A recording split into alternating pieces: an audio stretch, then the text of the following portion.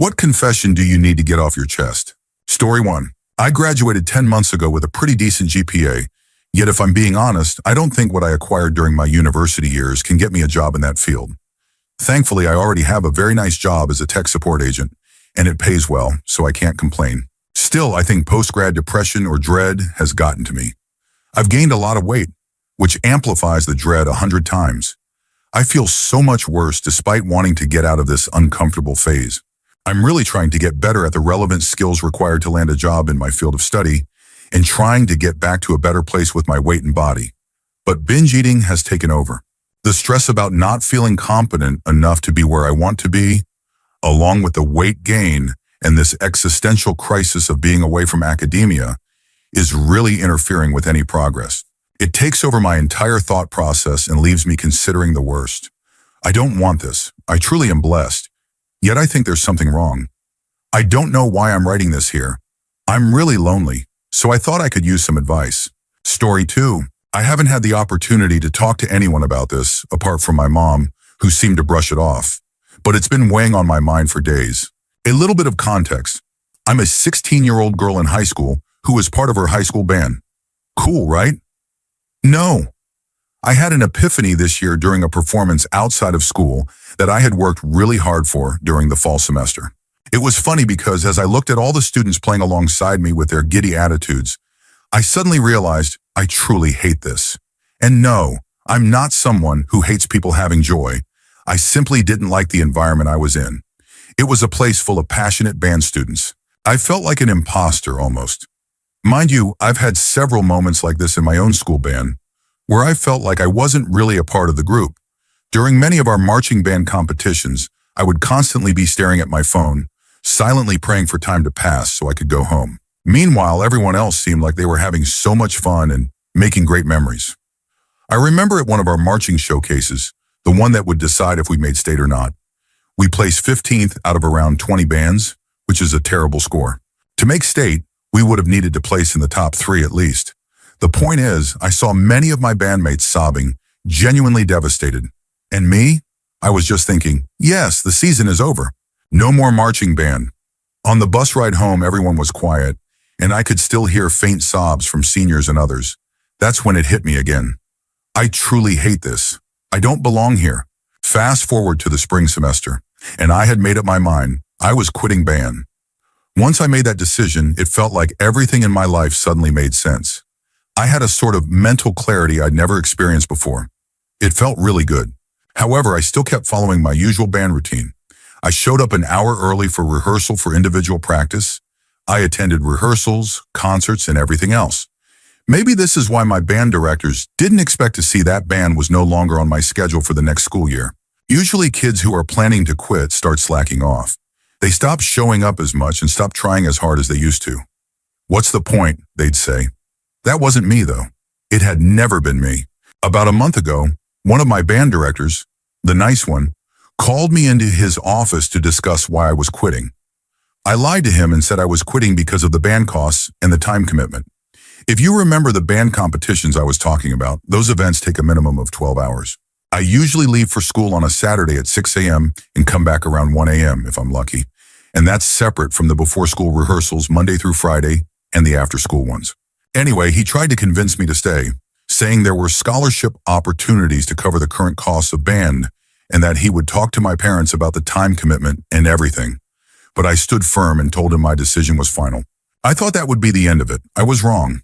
About a week later, the other band director ambushed me while I was practicing before school and started lecturing me about how I was throwing away thousands of dollars in scholarship opportunities. He basically said I was making a grave mistake that would ruin my future. I stared at the wall the entire time he spoke. Not a single word did I say to him. He repeated this again about a week later. Then finally, they both called me into their office to ask why I was quitting again. By then, I had dropped the excuse about cost and time and just admitted I just don't want to do it anymore. I don't feel like I'm growing as part of this group. Then the second band director actually had the audacity to say, that's not a good enough reason. I feel like this is just a teenage rebellion phase. After that, they both brought up scholarships again, and I simply dismissed myself from their office. I gestured to the door and said, I'd like to go back to rehearsal. Go me! Last week, I received a text from one of the seniors in the band that read, "You're quitting?" I replied, "Yes, how did you know?" I was shocked because the only people who knew were my family and my band directors. She texted back that she found out from the second band director. She said he mentioned that someone from the Wind Symphony Band, which is like the varsity team, was quitting. And when she asked who, he told her it was me. She obviously downplayed what he had done. That same week, in my chemistry class, I said hi to one of the trumpet players from that director's band. He said hi back and then asked, "Are you okay?" I was confused by the question and asked why. He went on to tell me he had heard I was quitting. I nodded and asked, "Who told you?" He said it was the band director. Then one of his friends added, "He told everyone during rehearsals that you were quitting because you didn't have friends." I was mortified. I didn't even know what to say, so I just replied, "If that's what he thinks, let him think that." I was so embarrassed that he would say that to not just one student, but to around 30. He might as well have told the entire band of about 100 students. Just last Friday, I had another encounter with a freshman in his band, someone I had never spoken to before. He waved at me and said hi. I said hi back, but I knew it was because of the "she doesn't have friends" comment. It angered me so much. It's like the entire band now sees me as this loner, which I don't necessarily mind. But it's so unfair how my personal decision was shared with everyone. I mean, what was the point of calling me into your office? You might as well have discussed it on a loudspeaker. Story 3. I am still in shock about this. I, 36 feet, lost my father, 77 meters, the day before my birthday in January of this year. I had quit 2 of my 3 jobs to be his full-time caretaker. Around November, the one just before January, we started having sewer problems. The basement flooded. We gutted everything, got the kids new items, and refinished our basement. Then the sump pump broke in December, and the basement flooded again. We had switched everything to metal for easier cleanup. In January, we were quoted $14,000 to fix our sewer line. We are broke. Like one income, minimum wage, paycheck to paycheck broke. My husband lost his job the last week of November, so it was just me because he had gotten hurt. My father was very sick, and he called me when he was dying. I made it there in time to speak to him and hold his hand before I had to start CPR, waiting for the ambulance to arrive. He never woke up, and the next day I had to make the decision to remove life support, with my brothers in agreement. After he passed, I had to put all my feelings aside and went full-time at my part-time job. I got a $10,000 loan to cover the funeral costs. Funerals are so expensive. Needless to say, getting the sewer line fixed was pretty low on my priority list. I went into a major depression, autopilot mode for the next 3 months. My husband is finally healed and back to work. But reality came crashing down on me, and I decided to make my health a priority. I've really been focusing on doctor appointments, therapy, diet, and exercise, anything to help me cope. 2. My oldest daughter, 15F, told me tonight that the last time the basement flooded, she didn't clean her room. For 4 months, she has lived in a still wet, moldy room covered in clothes, blankets, trash, and I don't know what else, because I had stopped paying attention to what I was putting in trash bags. We had to cut the bottom 2 feet of her entire room, door, drywall, and bleach everything else remaining. Now we have to replace the boards, and it still doesn't fix the dang sewer. How do people afford anything? My husband and I both have jobs and are just trying to pay off everything while keeping our heads afloat. I feel so bad that I was so lost I didn't see my own child drowning in depression right beside me. This girl is my strong, oldest kid. Sometimes I forget that the oldest kids take on too much responsibility and have to be reminded to take a break. I feel so guilty. I just can't believe she was living like this. How was this okay? I wish she had just told me. I would do anything for my babies. I know I was going through a lot, but I would have dropped everything if she had just told me she needed help. She's in my bed currently because there is still more to do in hers tomorrow. She feels guilty because we are doing this cleaning on Mother's Day, but I told her I can't celebrate being a mom when my child isn't living in a healthy environment. What I want for Mother's Day is to know my children are safe, clean, and know they are loved. Otherwise, what would be the point of celebrating at all? Story 4. I am now an 18-year-old male living in Mumbai. Since childhood, I've had a painful confession that I've never been able to share with anyone. I know most people may not believe me, but I need to say this anyway. I was abused for nearly 4 years by people in my own family. When I was in 2nd grade, I went on a trip to Rajasthan with my cousin and grandparents. While my grandparents slept on the bed, my older cousin and I were on the floor. That night, he made me do things no child should ever experience. When we returned to our home in Rajasthan, things got worse. He continued to take advantage of me in ways that still haunt me. I live in a joint family and there are 4 of us boys. The older son of my uncle, who lives with us and is close with that cousin, also began to abuse me. He started doing the same things, forcing me into horrible situations. This continued from 3rd grade through 6th grade. Eventually, 2 or 3 more cousins got involved in it too. By some miracle, things never went further than they already had. If they had, I truly believe I would have been in even more serious emotional and physical danger. Now I feel extremely low about everything. I don't know what to do. I still have to see that cousin every day and pretend nothing ever happened. Story 5. I was a young senior carer in a care home and met the most outrageously rude and nasty woman who should have retired years ago. She was snappy, cruel, and acted like she was the best at everything. She would talk over my handovers, ignore me when I spoke to her, and leave a mess behind for me to clean up. I had enough. After a particularly stressful shift, dealing with an unexpected passing, she came on duty and said the most insensitive thing I've ever heard. That was it. I quit. I never went back and haven't seen her since. A few days after I left, I kept thinking about everything she'd done and how she was the main reason I quit.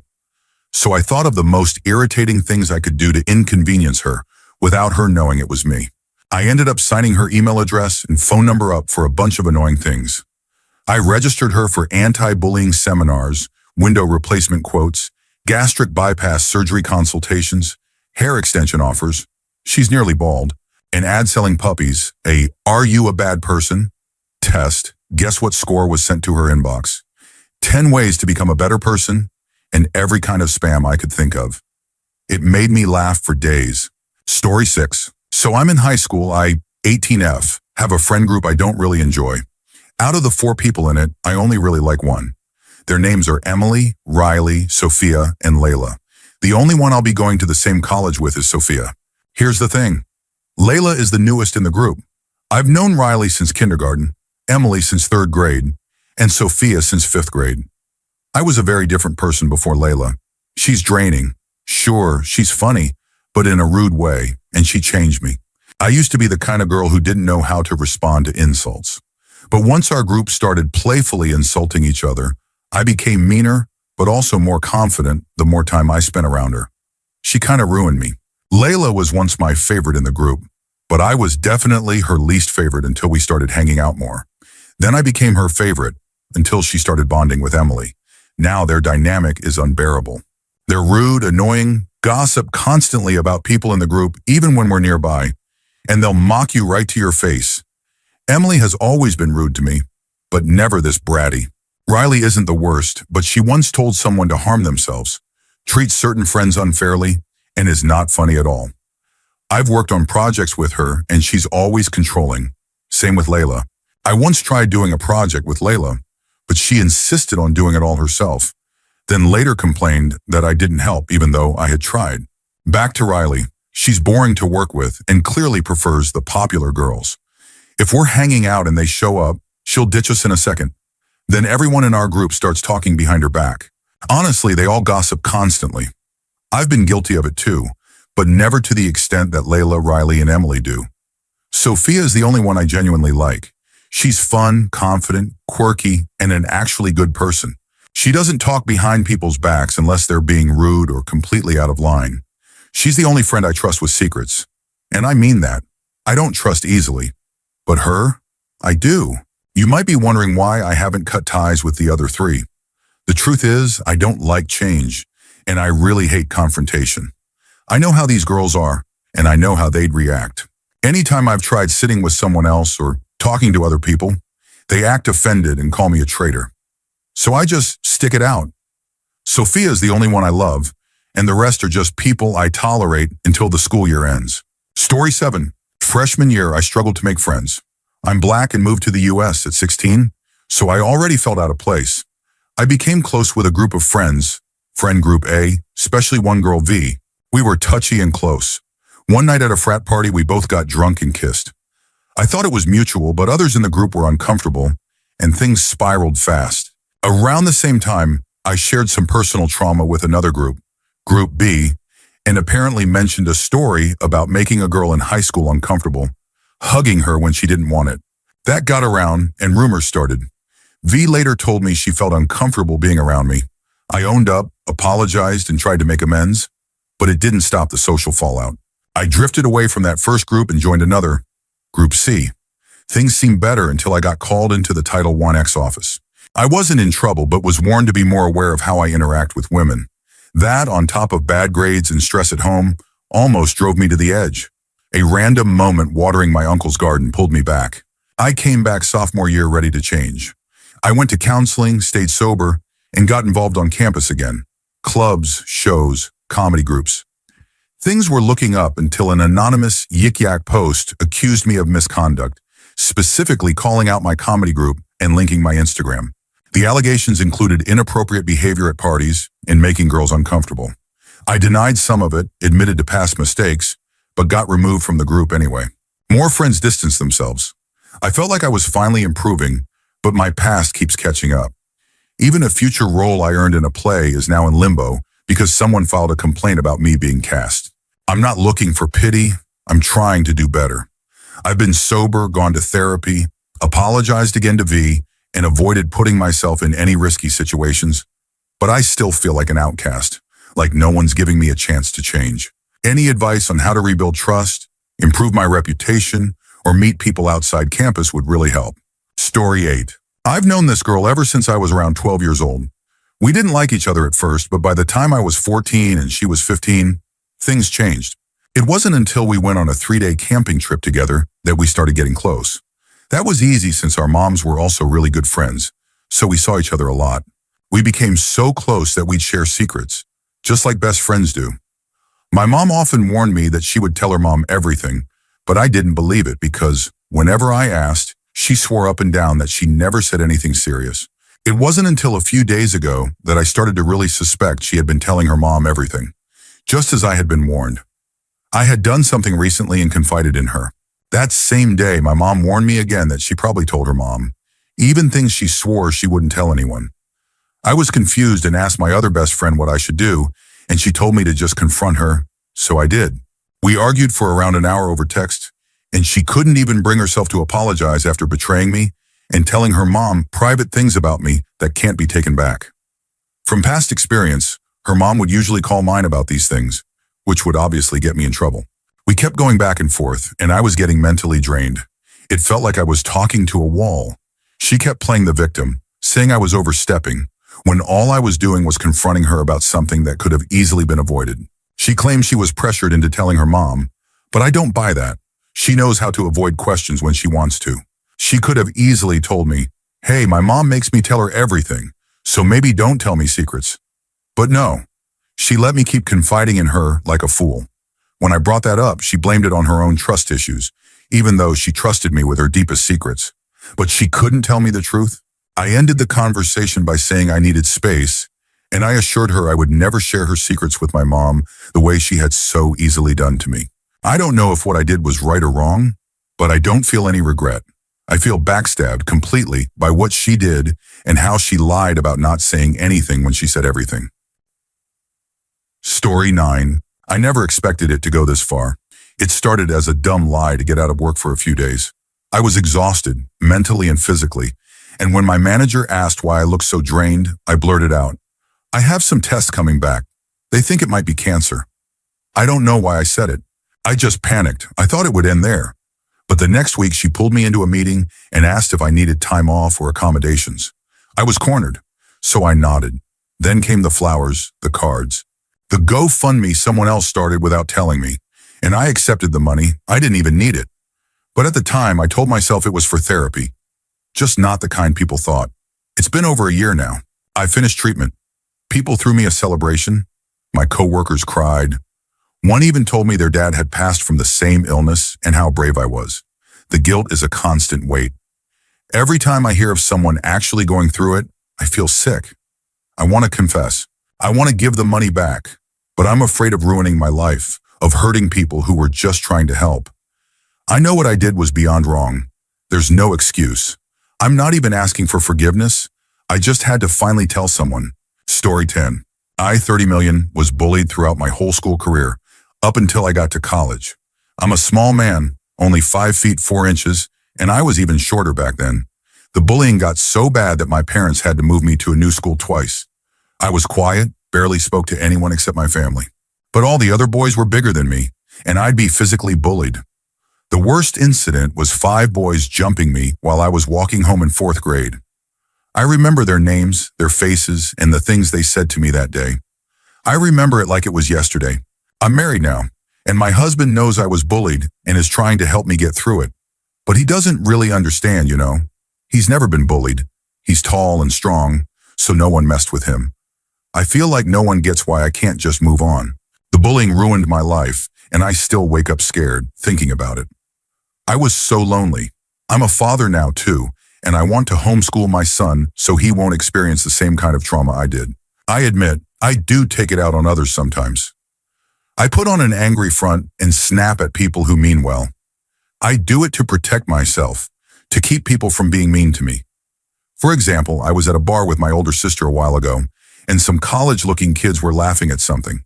I immediately assumed they were laughing at me because I was wearing a new shirt I wasn't confident about. I didn't do anything at first, but when one of them glanced at me, I lost it. That confirmed it in my mind. I went off. The worst part is, they didn't say anything back. They just looked at me. My sister had to drag me out, and she told me I called one of the guys by the name of one of my old bullies, but I don't even remember doing it. I probably did. I wish I could move on. I don't have many friends. The few I do have were also bullied badly as kids. I don't let people in. I push them away before they can hurt me. I just want to be free of it all. I could go on and on with stories of how I was bullied. I just want the pain to stop affecting me. Story 11.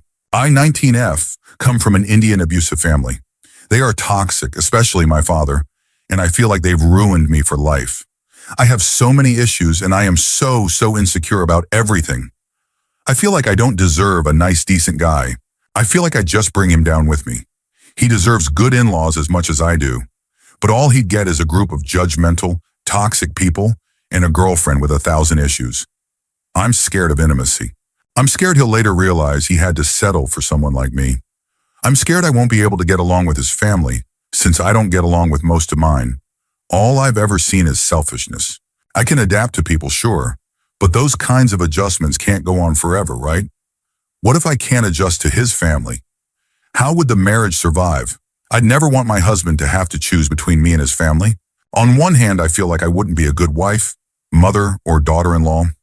On the other hand, I'm also scared that life might give me a bad partner. What if he hurts me or is unfaithful?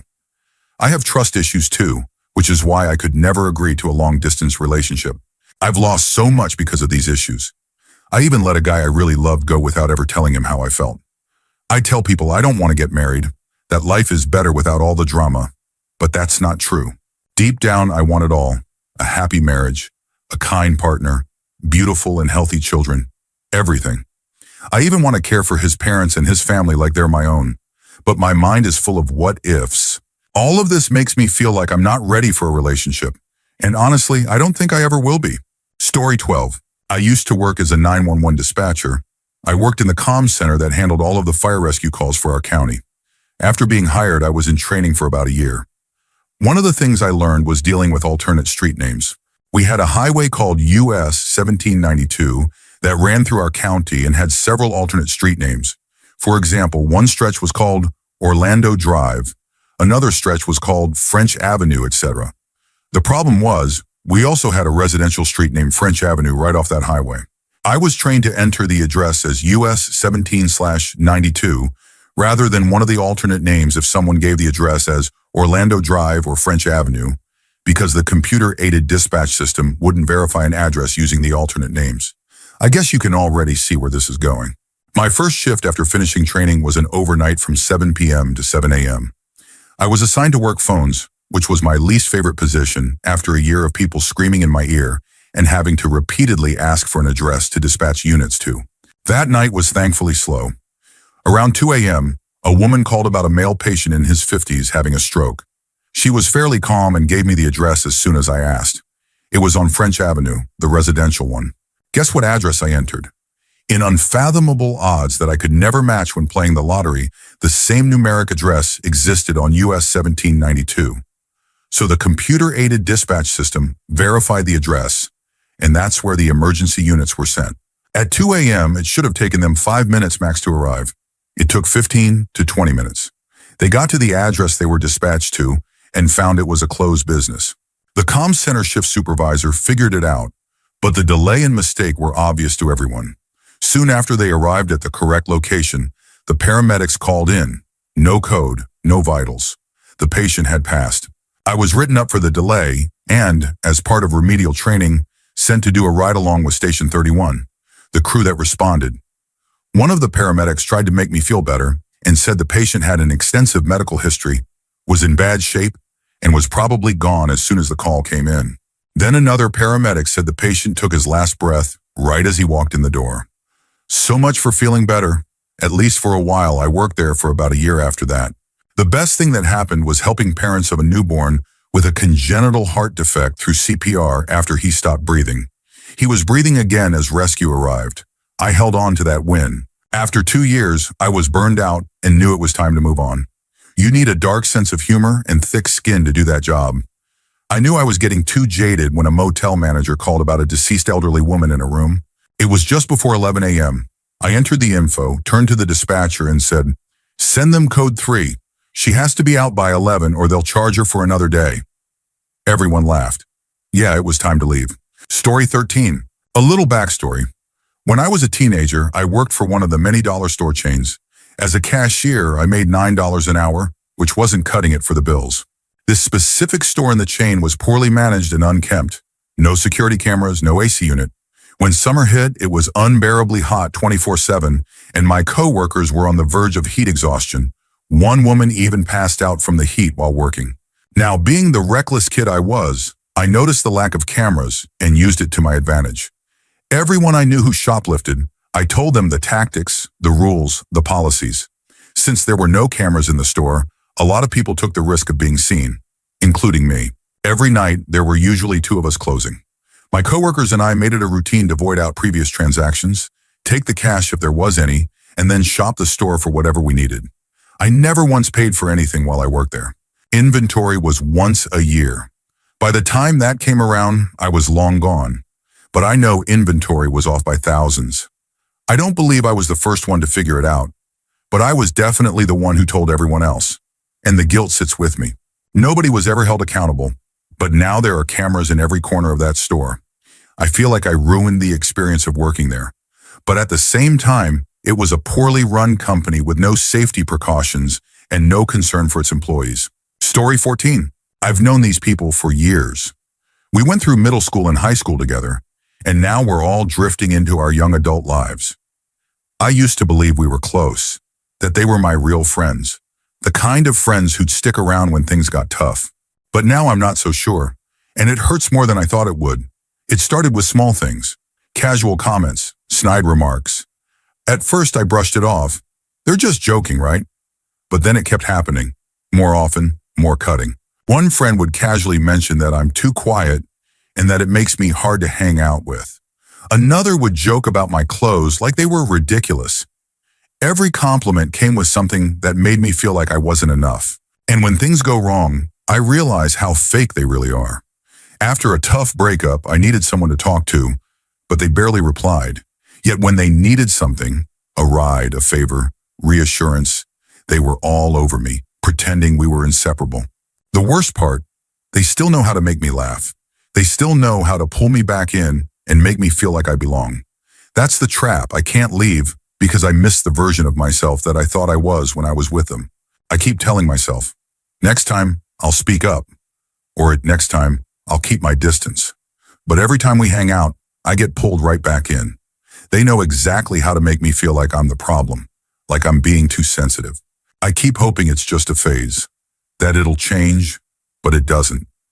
And every time I stay, I feel a little less like myself. I know they're not real friends. I know I'm being used, but I'm scared of what will happen if I finally break free. Story 15. Whether we want to admit it or not, pretty privilege is a real thing, and it's something I now realize I had for the majority of my life. People were usually very kind to me. I got offered perks like free drinks at bars and extra attention when I went out. I was often stared at. That part actually bothered me because I didn't fully understand why. Even though I was considered attractive, I had low self-esteem and didn't realize how much of an impact it had until later. If someone looked at me for too long or smiled at me, I would quickly look away and feel uncomfortable. Then a couple of years ago, I had a health issue that required medication. The medication came with one major side effect: significant weight gain. No matter how little I ate or how much I exercised, my metabolism slowed, and I began gaining weight. The more weight I gained, the less attention I received. At first, I didn't notice it, but eventually I realized I had to ask for help in stores instead of being offered assistance. I started to feel invisible. No one looked at me. People walked right by without acknowledging I was even there. It was strange at first, then incredibly humbling. I accepted that this was my new reality. My personality changed a little. I became genuinely thankful for small interactions and responded with more gratitude. I noticed others who weren't conventionally attractive or who were overweight, and I made a conscious effort to engage with them, to treat them like they mattered. I became a better person. Not that I wasn't kind before, but I became more empathetic and aware of the world around me. Then I had some good luck. My doctor found a different medication for my condition, one that didn't impact my metabolism. I switched, and the weight began to melt off. I didn't have to change anything. My diet and exercise were already healthy. The weight just started coming off. After about a year and a half, I was close to my previous healthy weight. That's when I realized I had regained my pretty privilege. The first time I noticed it, I was in a store looking for something, and a handsome employee approached me and asked if I needed help. He looked me in the eyes. I felt seen again. And then I felt deeply sad, even horrified by the unfairness of it all. The way we look really does affect how people treat us, even though it shouldn't. Now I notice every advantage I receive based on appearance, and I feel both humbled and guilty. I continue to seek out and engage with people who may have once felt invisible to me, and I make a point to treat them with kindness. I'm aware that a simple change in medication gave me back something many people don't have access to, and I don't take that for granted. Story 16. It haunts me that I actually did it. I was young, in my early 20s, on my own and struggling. I was angry at my employer and thought no one knew I had a spare key. This was long before cameras were common everywhere. It was terrifyingly easy. I left the restaurant unlocked and open and took all the money I could find. I thought that by leaving it open, it would seem more like someone else's fault. It wasn't technically breaking and entering. I was never caught. The money helped me through a tough time, but the guilt never left. Looking back, I remember an old friend once saying that a few people sort of suspected I had something to do with it. The police were called, I was questioned, but when they asked, "Where were you at midnight on this date?" I had an answer ready. I was asleep in bed with my boyfriend. Why? That was it. I had worn gloves and left no evidence. I simply wasn't caught. Thankfully, the business wasn't heavily impacted overall, and obviously I never did anything like that again. I've never told anyone until now. I just wish there were a way to let go of the guilt. Story 17. I'm 30 years old and I've never been in a relationship or had any intimate experiences. Unfortunately, I was born with a condition that has left me extremely self-conscious about my body. As a result of being bullied in school, especially in locker rooms, I developed a deep fear of in relationships and generally avoid being around women. For the most part, I've come to terms with it. I tried therapy, but I never found it helpful. Therapists often dismissed my experiences, insisting that it was all in my head.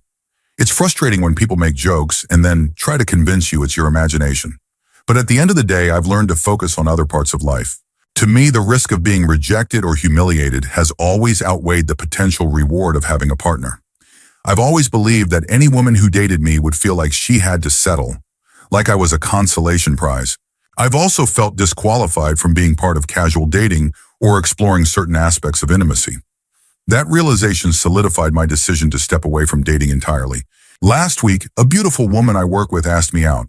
She had shown clear interest in me, and I could tell she was hoping I'd say yes. I said no, as I always do. I gave the usual explanation, that I don't date coworkers and that I'm not looking for a relationship right now. People at work know I've turned someone down before, so I think she knew it wasn't personal. I know I made the right choice. Any emotional connection would fall apart the moment she saw what I'm so ashamed of. But I still feel a lingering sense of sadness. Maybe regret is the wrong word, but there's a kind of heaviness knowing I have to reject people because of something beyond my control. I know some people will downplay what I'm saying. I've seen it before. People saying it doesn't matter, comparing me to other experiences, and trying to convince me it's not a big deal. But nothing anyone says will ever change the reality I live in or the choices I've made for my own protection. Maybe life would be different if I were different, but I'm not. So I live this way by choice, practicing celibacy out of self-preservation. I turn down the small handful of women who've shown interest. I'd rather live alone forever than face the rejection I fear would come if anyone ever really saw me. Story 18. During my second year in college, I was overwhelmed. I was behind in several courses, working late shifts, and on the verge of flunking out. Instead of seeking help right away, I lied. I told the Student Disability Services that I had dysgraphia, a neurological disorder that affects writing and fine motor skills. I researched everything, how it's diagnosed, the unusual symptoms, even how my handwriting should look.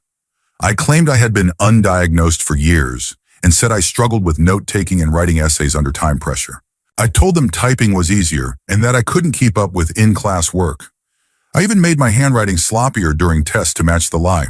Within a week, I had a letter from the office that gave me privileges, extra time on exams, the right to type instead of handwrite, and even access to a note-taker in class. Professors went out of their way to support me. Some even told me they were proud I was pushing through. But I wasn't. I was cheating. I saw students around me genuinely struggling, some with dyslexia, others with mobility issues. And here I was, abusing a system meant to help them. The worst part? I didn't even need an A. I just didn't want to admit I was drowning. I eventually graduated and no one ever found out. But I haven't forgotten. That fake diagnosis got me through school, but it also rewired my conscience. I've since donated regularly to learning disability organizations and volunteered with accessibility groups, but it still feels hollow. I disrespected a community I now deeply admire, and that diploma I earned, it still feels tainted. Story 19. I was in kindergarten at the time, and there was one black boy in our class. Let's call him M. The majority of students were white, and he was always treated like an outcast. The teacher never made him feel included. Prior to the incident, M had tried to kiss me or do something inappropriate, so I went home and told my mom. She went to the principal, they talked to M, and he got in trouble. Now, I don't know what drove me to do this, because I had no ill feelings toward M. I wasn't racist or anything. I just saw him as a boy who had a crush on me. But out of nowhere, while I was hanging out with my mom, I told her that M tried to kiss me again. This time, it was a complete lie. I don't know why I did it. I had been experiencing things at home. My older brother was hurting me at the time, so maybe it came from that, though I don't want to shift blame. My mom was shocked and furious. She went back to the principal and brought me with her. I felt horrible the entire time. I kept asking myself, why did I do that? Am I a bad person? What's wrong with me? The worst part? M tried to deny it, but no one believed him. It was supposedly the second time, and he was black in a predominantly white school. Looking back, I know there were underlying racial biases at play. After everything, I went home feeling incredibly guilty. That guilt stayed with me for weeks until I couldn't take it anymore. I remember lying in bed, sobbing next to my mom. She asked me what was wrong. I confessed everything, that I had made the whole story up. My mom was dumbfounded and clearly frustrated, though she was also half asleep at the time and didn't react right away. The next morning, she kept asking me about it, why I lied, and I just remember crying and saying I didn't know. She was understandably angry with me, but we never went back to tell the principal the truth. I know that's awful. Life just moved on. Today I'm 18, and my mom brought it up again. She said, I never understood why you did that. Looking back, I still don't fully understand it either, but I do still feel incredibly guilty. Story 20. When I was 10, a classmate stopped me and said, "You're so ugly, no one will ever love you." When she said it, she looked genuinely disgusted by the sight of me. I've never forgotten a single detail from that moment. It was completely unprovoked. We'd never had any issues. We'd been in school together for 6 years and had always gotten along. It felt random at the time and just made me feel a little sad. The problem is, it kept happening. Over the years, people have felt far too comfortable telling me that I'm unattractive, right to my face. In middle school, a few girls made similar comments. It happened a few more times in high school. Then in my early 20s, I dated a few people, and every single one cheated on me. I was told that I just didn't do it for them. I've been mostly single ever since, despite trying from time to time. I'm now 40. It's been 30 years since that first comment, and it still happens. The last 5 people I went on dates with all told me the same thing. You're a great person, but I'm just not physically attracted to you. Some said it gently. Others were brutally honest. Last year, I met a woman who seemed perfect for me. We had everything in common, shared goals, similar values. She even told me she'd never met someone who checked every box like I did. And then she added that she had been trying to get over not being physically attracted to me, but couldn't. She said it like she was the victim, as if people should feel bad for her for finding her ideal partner, but not being attracted enough. I thought that as I approached 40, things would get easier. But honestly, it's only gotten worse. Male beauty standards are rough, even for those dating people in their 40s. I know it's irrational to let something from childhood affect me this deeply, but it might not have if it had only happened once. Story 21. I-18F don't plan on living past 35. When my poodle passes away, I plan to go with him. He's 5 years old now and has had 3 major life-threatening incidents since I got him. He was hit by a car at 1, ate 2 full chocolate cakes at 2, and had a stomach flip at 3. Thankfully, years 4 and 5 have been calm for him. But now I'm the one with life-threatening experiences. I posted once before about my childhood, where I was in a severely abusive situation involving both parents until I turned 14. My parents struggled with addiction, and I was treated as their blessing. I've been in therapy for 9 years. Out of 10 therapists, only 3 have really helped me begin to process my trauma. I've known from a young age that I wouldn't live long. I started self-harming at 5, and my first serious attempt was at 7. There have been around 15 attempts in total since. The only reason I'm still here is my dog. I know no one else would care for him the way I do. He wouldn't be given a chance, just like me. He's a standard poodle and came into my life during the pandemic when I was 13. He was a surprise gift, 3 years after I'd escaped the worst of my trauma. I had just come out of a depressive episode when I got him. I was terrified. My father used to abuse animals, and I grew up witnessing it. I was scared I'd be the same. The beginning was hard. I was still unstable and not emotionally equipped to care for a dog, but I was determined to break the cycle. I potty trained him in a week. I taught him to sit. I walked him on good days and forced myself to walk him on bad ones, even when I was in chronic pain, because my guardians didn't believe me. I taught myself how to bathe him. I remember how badly my hands shook the first time, because all I could see was my father harming a puppy. I had to face all of that trauma to care for him, much earlier than I was ready, but we made it.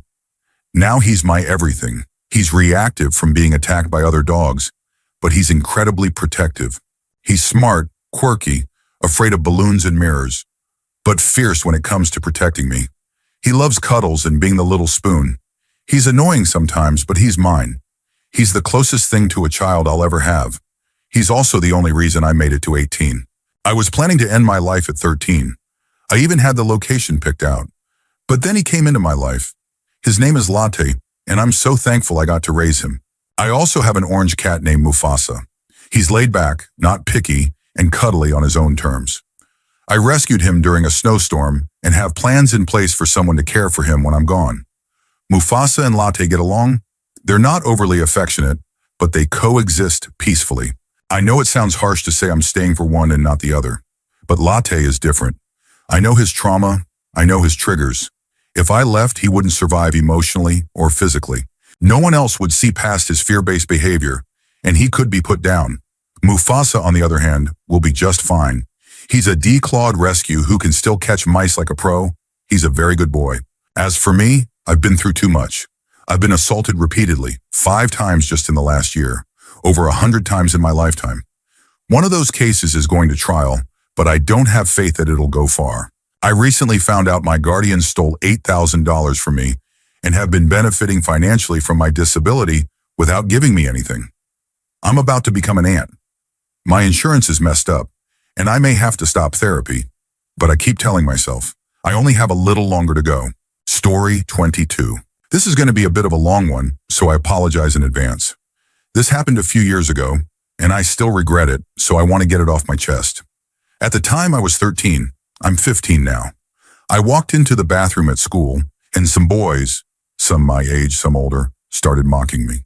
One of them took things way too far. He said something awful about what he would do to my sister and my mother, and then proceeded to make disturbing noises and motions toward the bathroom counter. I was furious. I regret it now, but I punched him in the face and gave him a bloody nose. He punched me back, and I ran. Maybe that was cowardly, but there were more of them than me, and I didn't know what else to do. Later that day, I went back to the bathroom during class, and that same boy was in there alone, scrolling on his phone. I know now that what I did was wrong, and I do regret it. But when he looked up, smiled, and made that same sound again, I snapped. I punched him a couple more times, harder this time, and left him pretty badly hurt. I got really angry and lost control. I ended up getting a 1-week out of school suspension for it. I've been holding on to this for a while now, and just needed to get it off my chest. I think it hit me so hard because my sister was only 6 at the time, and my mom was going through a rough period. She was a victim of domestic violence. But I know that's not an excuse. Story 23. So I'm a 22-year-old female doing my master's. I've disliked men for most of my life and have never been in a relationship. But I made a few good friends in my class, including one guy who used to talk to me a lot during the early days. He used to flirt a little. Not overly, but enough that it made me feel a bit uncomfortable. He'd touch my hand lightly or tease me, and since I'd never had any close male friends before, it all felt very strange. I'd get irritated, but I didn't say anything because I didn't want to make things awkward. I noticed he was close with other girls too, so I figured that's just how he was. But he'd go out of his way to help me with my college work. He'd show up at places he hadn't planned to go, just because I was going. He taught me math like you'd teach a little kid, with patience and care. I developed a soft spot for him after that, and even gave him a small gift to thank him. We started studying together on calls for exams, nothing major. Later on, I found out he had a girlfriend. We had joked about it before, but he never mentioned her seriously. It almost felt like he was hiding her. That's when it hit me. I shouldn't have let him get so close to me, even as a friend. I started feeling guilty. The little flirts, which I hadn't asked for, made me feel like I was somehow in the wrong. Now I think that soft corner is growing into something more, and I really don't want that. He gives me little signs that he likes me. He does things I like. He treats me more gently than he treats other girls, and even when I do something wrong, he just smiles. I know none of that is a reason to feel this way, but I can't explain it. I hate feeling like this. Our group has gone to the movies, and he always wants to sit next to me, subtly making physical contact. And even though it's wrong, I've started to enjoy that closeness. And I don't know why. That's not who I am. I don't know why I feel this way. Why is he doing this? He seems happy with his girlfriend. He goes out with her every week, so why this behavior with me? I feel bad for myself and worse for his girlfriend. I never wanted this, and I should have set boundaries earlier. I'm just so confused and frustrated right now. Story 24. Hi, I'm 28 million, and it's 12:25 a.m. I didn't get a single call today. I have tickets for a Coldplay concert on January 26th, my favorite band, and I don't even want to go anymore. I have 3 extra tickets, but not even one friend agreed to come with me. I booked those in hopes someone would join me. The seats are Block B, lower WW 100 to WW 103. If you happen to see those seats empty, just know I wasn't there. And it's not because I didn't want to attend, it's because I couldn't bear to go alone. It's not just about the concert. I live alone, and my family lives in another town. I see people getting tagged in tons of birthday stories and posts, but no one ever tags me. I didn't even get a call from my family. I had one friend who used to call exactly at midnight every year, but not today. I asked my office colleagues if they'd celebrate my birthday with me. I even offered to sponsor the drinks and cake. They said they already had weekend plans. I hope I'm not a terrible person. I don't think I am. I always wish people on time. I've never intentionally hurt anyone, and if I did, I'm sorry. I never meant to. Maybe people don't like how I look. I have vitiligo, and I'm not as successful as others my age. I'm a bit underconfident. Maybe that's why people avoid me. I don't know, but I didn't choose to have this condition. I just ended up with it. Still, people treat me differently, and I think they hate me for it. Even when I was in school, I got bullied for my skin. I remember one time I got really offended because kids were making jokes about my condition. They beat me up for reacting. Maybe I shouldn't have said anything. Maybe if I had laughed with them, it could have turned into a friendship. Maybe they would have wished me today. I think I've always been the problem. Even my parents seem to love my brother more. He's successful, married, living abroad with his wife and dog. They're amazing. They didn't wish me either, but it's still not the end of his workday. He's in a different time zone. Maybe he just forgot. Last year he forgot too. He had a big project then. It's understandable. I truly hope he becomes even more successful. My friend who always called didn't this year. He said he was traveling. Maybe that's true. Maybe people just forget me because I'm not that important. And that's okay. I don't really add much. I just exist. I try to bring value to others, but maybe I'm not enough. I think that's why people don't call me. Maybe after I'm gone, they'll remember. My ex got married to someone else recently. She made the right decision. Who would want someone who's always vulnerable? When she told me she was getting married in 3 weeks, I didn't cry or say anything emotional. I just congratulated her and left. She probably thought I didn't care, but I did. I was heartbroken, not heartless. I just didn't show it. Maybe now you understand why I feel like a terrible person, and maybe you understand why I wonder if it would be better to just sleep forever, not knowing what happens next. Story 25. My father was extremely abusive.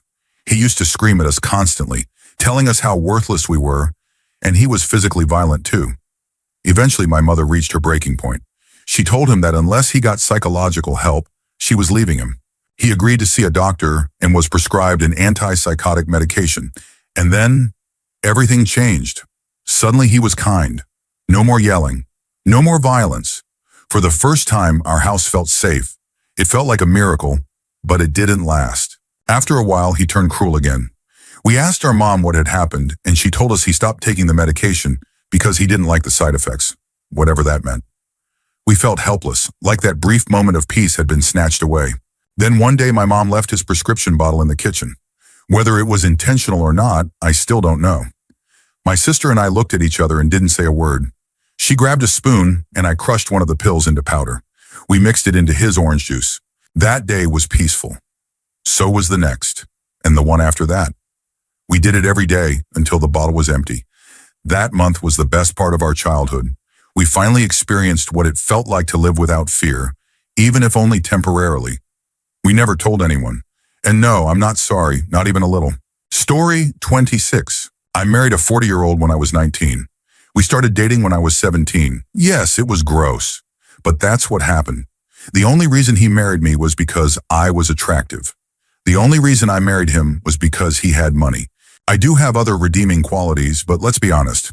He married me because of how I looked. I know it. Everyone knows it. It doesn't feel great, but I've learned to deal with it. We've now been married for 20 years. We have 4 kids. We're stable, and we have a lot in common at this point. We do love each other, but if I could go back in time and slap some sense into my younger self, I would. Here's what no one tells you, or they try, and you don't listen because you're a teenager and think you know everything. Marrying like this means you will feel like you owe him. For everything, every single day. Not just emotionally or physically, but in every decision, every corner of your life. The kind of control you can't imagine someone else having. And it's not just about the money, it's heavier than that. He'll never say it out loud, but you'll know the deal. It's fundamentally unequal. He'll pull rank at the most unexpected times, and it'll make you feel like the floor is dropping out from under you. I don't hate my life. I accept that I made this bed and now I lie in it. But I wouldn't recommend it to anyone else. My oldest daughter is just 2 years younger than I was when I met my husband, and I honestly can't imagine it. Story 27. I've got a mate who's nearly 30 now. To be honest, he's not the most conventionally attractive guy, but what matters more is that he's never had any romantic experience, which sucks because he's genuinely a great person. He has friendships with some women, but he always seems to friend zone himself before he can ask anyone out. He's dealt with some serious anxiety and depression over the years and really hates going out. So this year, at my birthday, one of the only events he'll come to because he knows it matters to me, I decided to try something small that might help. I asked a couple of women at the party if I could buy them a drink and if they'd be willing to chat with him briefly and compliment him on something. No pressure, no expectation. Just be polite and kind. And my goodness, it made such a difference. He's been a different person since that night. His confidence has shot up. He's been asking when we're going out next. It's like something clicked. If he ever found out what I did, I genuinely think he'd never leave the house again. But honestly, I don't regret it. Story 28. When I was 18, I worked at a Piggly Wiggly grocery store. After the meat department staff went home around 3 p.m., it became part of my job to restock meat on the sales floor during the evening. At the time, my mom worked nights, and my stepdad would usually be passed out drunk by the time I got home. That meant there was rarely dinner for my little brother and me. So I'd always bring him home whatever he wanted, usually junk food like Hot Pockets, chips, that kind of stuff. I went through a big steak phase myself. Growing up, we rarely had steak. It felt like a luxury. So I started doing something that felt small at first, but definitely wasn't right. I'd find the thickest steak we had in the cooler and change the sticker price. Instead of being $11.99 a pound, I'd switch it to $1.99 a pound, making it way cheaper. I did that probably twice a week for over a year and was never caught. Story 29. I'm overweight, as you can probably tell from the title. I've been trying to lose weight for years now, and while I've made some progress, I'm still clinically obese, though not morbidly. My sister's also obese, but she's closer to being morbidly obese than I am. Yesterday, I went on Instagram and her profile popped up. I hadn't seen her in almost 5 years, and I don't usually check family members' social media, but I ended up scrolling through. While looking through her selfies, I had a realization that shook me. Her face is my face. I had never noticed how much we actually looked alike, but seeing that selfie felt like looking into a mirror, and I was horrified. I know that sounds awful, but growing up, my sister was always considered the least attractive among us siblings. Realizing I looked even slightly like her wasn't a pleasant discovery. I realized the similarity is mostly due to our shared face shape, round and pudgy. And as bad as it sounds, seeing her made me feel even more determined to lose weight. I can't change our basic features without surgery, but I hope that with weight loss, I'll feel like we look less alike and I won't feel so awful about my appearance. I know this makes me sound like a terrible sister for saying she's unattractive, but it's not just her facial structure. She also doesn't take care of herself. Her hair is stringy and overdyed, and she recently got multiple face piercings, which is a personal choice, but I think they don't look great most of the time. I'm probably going to see her in a little over a year, and I feel this pressure to lose the weight before then, just in case anyone comments on how much we look alike.